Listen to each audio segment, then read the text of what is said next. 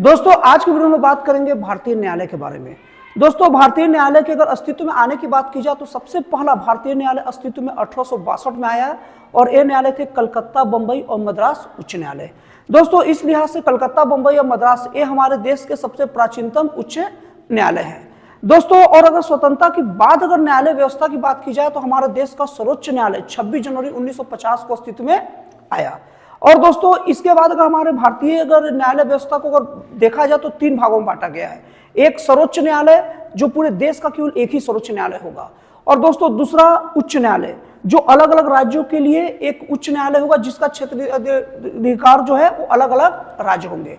और दोस्तों भारतीय संविधान के 7वें संशोधन 1956 के द्वारा यह प्रावधान किया गया था कि 2 या 2 से अधिक राज्यों का भी एक उच्च न्यायालय हो सकता है और उसके बाद उसके नीचे अधीनस्थ न्यायालय होंगे। और दोस्तों न्यायालय एक संवैधानिक संस्था है और अगर संवैधानिक संस्था है तो इसका जिक्र संविधान के किसी न किसी भाग में मिलेगा।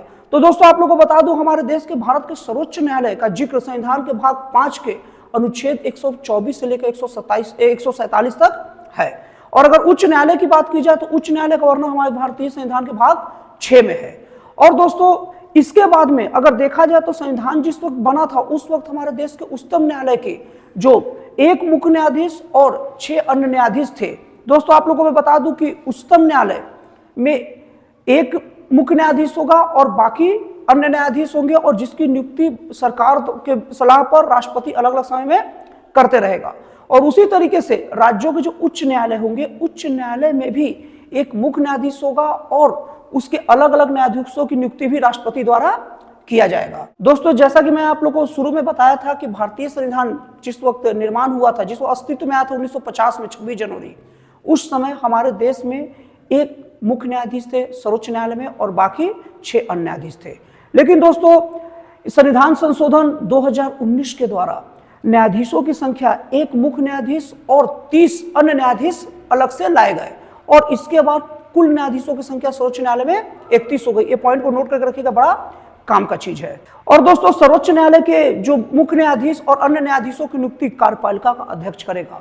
और दोस्तों कार्यपालिका का अध्यक्ष कौन होता है? कार्यपालिका का अध्यक्ष राष्ट्रपति होता है। तो राष्ट्रपति द्वारा मुख्य न्यायाधीश और अन्य न्यायाधीशों की नियुक्ति की जाएगी और इसके साथ साथ उच्च न्यायालय के जो न्यायाधीशों की नियुक्ति भी राज्यपाल की सलाह पर राष्ट्रपति द्वारा ही की जाएगी। और दोस्तों अगर न्यायाधीशों का कार्यकाल की बात की जाए तो सर्वोच्च न्यायालय के न्यायाधीशों का कार्यकाल 65 वर्ष तक है और उच्च न्यायालय के न्यायाधीशों का कार्यकाल 62 वर्ष तक है और अन्य अधीनस्थ न्यायालय के न्यायाधीशों का कार्यकाल 60 वर्ष तक निर्धारित किया गया है। लेकिन दोस्तों भारतीय संविधान के अनुच्छेद 217 के हिसाब से अगर उच्च न्यायालय या अधीनस्थ न्यायालय के अगर न्यायाधीशों का लेकर कोई भी उम्र संबंधित कोई विवाद होगा तो इसका निपटारा सर्वोच्च न्यायालय के न्यायाधीश मुख्य न्यायाधीश के सिफारिश पर राष्ट्रपति द्वारा किया जाएगा। ध्यान दीजिएगा दोस्तों, इसका निपटारा सर्वोच्च न्यायालय के मुख्य न्यायाधीश के सलाह पर राष्ट्रपति करेंगे। और दोस्तों अगर वेतन की बात की जाए तो उच्चतम न्यायालय के न्यायाधीशों का वेतन 2,80,000 होता है और अगर इनको पद से हटने की बात की जाए तो उसके पद से हटने के एक तो खुद स्वेच्छा से त्याग पत्र दे दे, नहीं तो इनका कार्यकाल पूरा हो जाए और नहीं तो इन पर महाभियोग लगाया जा सकता है। और दोस्तों अभी तक केवल सर्वोच्च न्यायालय के एक ही न्यायाधीश पर अभी तक महाभियोग की बात चली है, वो 1952 में आर रामास्वामी थे, लेकिन ये आगे नहीं बढ़ सका इसलिए वहीं तक रुक गया, पूरा का पूरा महाभियोग का प्रक्रिया नहीं हो पाया। दोस्तों भारतीय संविधान के अनुच्छेद 127 के हिसाब से भारत के तदर्थ न्यायाधीश होंगे। दोस्तों तदर्थ न्यायाधीश किसे कहते हैं? ये वो न्यायाधीश होते हैं जो राष्ट्रपति चुनाव के समय अगर कोई विवाद हो तो उसका निपटारा करते हैं, उपराष्ट्रपति का अगर चुनाव हो रहा है उसमें भी कोई विवाद होगा तो उसका निपटारा करते हैं, और नहीं तो अगर 2 राज्यों के बीच अगर कोई विवाद हो रहा तो उसका निपटारा तदर्थ न्यायाधीश द्वारा किया जाता है। एकदम दिमाग में रखिएगा, जब भी इस टाइप का विवाद होता है तो यही न्यायाधीश इसका निपटारा करते हैं और उनसे संबंधित अनुच्छेद क्या है? अनुच्छेद 127। अब दोस्तों उच्चतम न्यायालय उच्च न्यायालय का अपीलीय क्षेत्राधिकार होता है, मतलब कि अगर उच्च न्यायालय के फैसले से अगर किसी को संतुष्टि नहीं है तो वो इसके विरोध में सर्वोच्च न्यायालय जा सकता है और सर्वोच्च न्यायालय द्वारा दिया गया जो फैसला रहेगा वो आखिरी रहेगा और सर्वमान्य रहेगा। और दोस्तों भारतीय संविधान के 137 के हिसाब से सर्वोच्च न्यायालय को पुनरावलोकन की शक्ति प्राप्त होता है। और दोस्तों केशवानंद जो भारती है, केशवानंद भारती के विवाद में जो पुनरावलोकन की जो राष्ट्रपति की शक्ति था उसे भारतीय संविधान का मूल ढांचा माना गया, मूल हिस्सा माना गया। ये सब छोटी छोटी चीजें नोट करके रखिएगा। ये सब चीजें आपके ज्ञान के दायरे को बहुत आकर्षक और बहुत मजबूत बनाता है।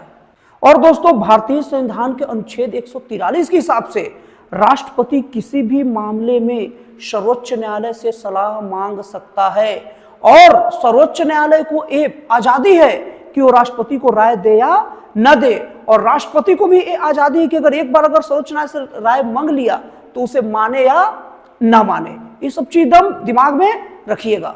और दोस्तों, सर्वोच्च न्यायालय को पुनरावलोकन की शक्ति के कारण भारतीय संविधान का संरक्षक भी कहा जाता है और राष्ट्रपति और उपराष्ट्रपति के मामले में कोई भी चुनाव संबंधी कोई विवाद उत्पन्न होगा तो हमेशा इस सर्वोच्च न्यायालय में इसकी सुनवाई की जाएगी। दोस्तों, अब हम लोग देख लेते हैं सर्वोच्च न्यायालय और उनके न्यायाधीशों से संबंधित कुछ महत्वपूर्ण और रोचक जानकारियां। दोस्तों, सबसे पहले हम बात करते हैं यशवंत विष्णु चंद्रचूड़, YV चंद्रचूड़।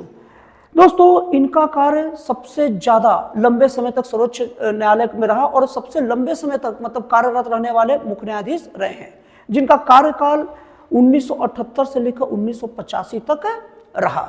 और ये मुख्य न्यायाधीश को नियुक्त करने वाले जो राष्ट्रपति थे वो थे नीलम संजीव रेड्डी।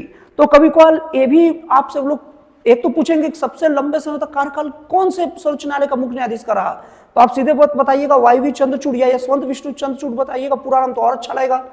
और अब इसके बाद लोग और आपके ज्ञान को परखने के लिए कोई व्यक्ति या कॉम्पिटिटिव एग्जाम वाले ये जोड़ देते हैं कि YV चंद्रचूड़ को अपॉइंट कौन राष्ट्रपति किए थे, वो कौन से राष्ट्रपति होंगे, नीलम संजीव रेड्डी। और दोस्तों, अगर सबसे कम कार्यकाल वाले अगर सर्वोच्च न्यायालय के मुख्य न्यायाधीश की बात की जाए तो है कमल नारायण सिंह, जिनका कार्यकाल केवल 17 दिन तक का था। वो 25 नवंबर 1991 से लेकर 22 दिसंबर 1991 तक ही इनका कार्यकाल था। और दोस्तों, अगर सर्वोच्च न्यायालय के प्रथम मुख्य न्यायाधीश की बात की जाए तो सर्वोच्च न्यायालय का प्रथम मुख्य न्यायाधीश है हीरालाल जे कानिया। और दोस्तों, सर्वोच्च न्यायालय की अगर पहली महिला मुख्य न्यायाधीश की बात की जाए तो है फातिमा बीबी। अब दोस्तों, हम लोग भारत के उच्च न्यायालय के बारे में भी थोड़ा जान लेते हैं। दोस्तों, भारत के उच्च न्यायालय का वर्णन संविधान के भाग 6 में, जैसे कि वीडियो की शुरुआत में आपको बताया था, और इससे संबंधित अनुच्छेद 214 से लेकर 231 है। और दोस्तों, उच्च न्यायालय का जो अगर सबसे पहले अगर उच्च न्यायालय की बात की जाए तो यही पहले बताया था, सबसे पहले हमारे देश में 1862 में उच्च न्यायालय का गठन हो गया था, जिसमें कलकत्ता, बंबई और मद्रास सबसे पुराना उच्च न्यायालय था। और दोस्तों, अगर सबसे नया उच्च न्यायालय की बात की जाए तो अभी क्या है, अमरावती है, जिसका गठन 2019 में हुआ है। तो दोस्तों, आप लोग को भारत का सबसे प्राचीन उच्च न्यायालय भी दिमाग में रखना और सबसे नया उच्च न्यायालय के भी दिमाग में रखना, बाकी बीच का करते रहिए आराम से, लेकिन नया और पुराना आपको पता होना चाहिए। और दोस्तों, मैं आप लोग को ये तो वीडियो की शुरुआत में ही बता दिया था कि भारतीय संविधान के 7वें संशोधन 1956 के द्वारा ये व्यवस्था कर दी गई थी कि हमारे देश में 2 राज्यों का एक उच्च न्यायालय हो सकता है और उच्च न्यायालय का जो क्षेत्राधिकार अलग अलग राज्यों का ही होता है, अलग अलग राज्यों के हिसाब से। और दोस्तों, इनका अगर कार्यकाल देखा जाए तो अधिकतम 62 वर्ष तक रहता है। और वेतन एक बार फिर से आप लोग को बता दूं, भारत के सर्वोच्च न्यायालय के न्यायाधीश का वेतन होता है 2,80,000 और भारत के उच्च न्यायालय का अगर न्यायाधीशों का वेतन की बात की जाए तो होता है 2,50,000।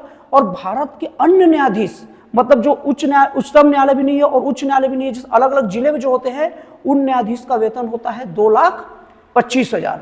तो दोस्तों, इस तरीके से हमारे भारतीय न्यायालय व्यवस्था का एक संक्षिप्त वर्णन प्रस्तुत हुआ। और ये भले संक्षिप्त है, लेकिन आप अगर ये जानकारी को अपने पास रखेंगे तो आपके लिए जानकारी बहुत ज्यादा विस्तृत रहेगा। चाहे आप सामान्य व्यक्ति हो, ये जानकारी आपके व्यक्तित्व को निखारेगा। और अगर आप कॉम्पिटिटिव एग्जाम की तैयारी करते हैं तो रेलवे, SSC, PSC लेवल तक का इतना जानकारी काफी है। तो दोस्तों, फिर मिलते हैं अगले वीडियो में एक जन कल्याणकारी और एक राष्ट्रवासी प्रेरित नए विचारों के साथ।